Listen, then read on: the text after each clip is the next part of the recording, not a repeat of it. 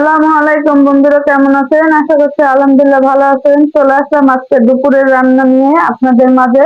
আমি ফেরদৌস জাহান শিপার নতুন একটি ব্লগ ভিডিও নিয়ে চলে আসলাম। তো আজকে মাছ ভাজি করছি, তো হালকা ভাজি করে নিচ্ছি।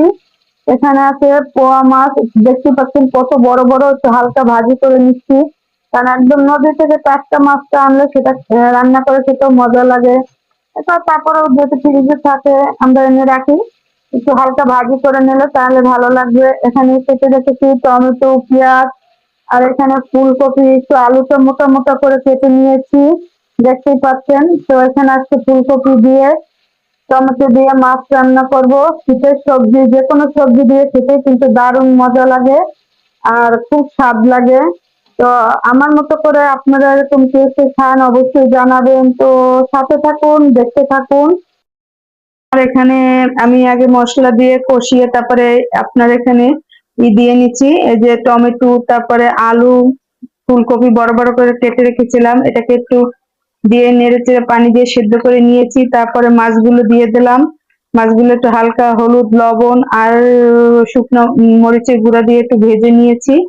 একটু হালকা ভেজে নিলে কিন্তু স্বাদ বলেন, টেস্ট বলেন, সবকিছু মজা লাগে। শীতের সবজি, যে কোনো সবজি দিয়ে আপনি যে কোনো জিনিস রান্না করেন, এই শীতের দিনই সবজি খেতে বা তরকারি, মাছ, মাংস সবকিছু খেতে মজা লাগে। গরমের দিনে তো আর এত মজা লাগে না, শীতের দিন তো সবজি বলেন সবকিছু মজা লাগে, এটা তো আমরা আপনারা সবাই জানি।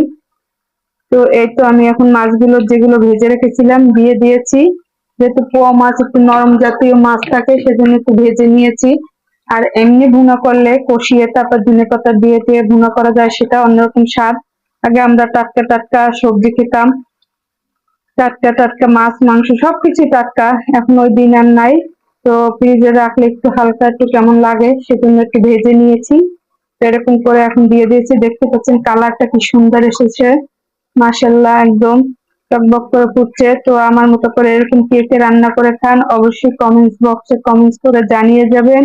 আর যদি ভিডিওটি ভালো লাগে আপনাদের, অবশ্যই লাইক কমেন্ট শেয়ার করে পাশে থাকবেন। সবাইকে একটু দেখার সুযোগ করে দেবেন।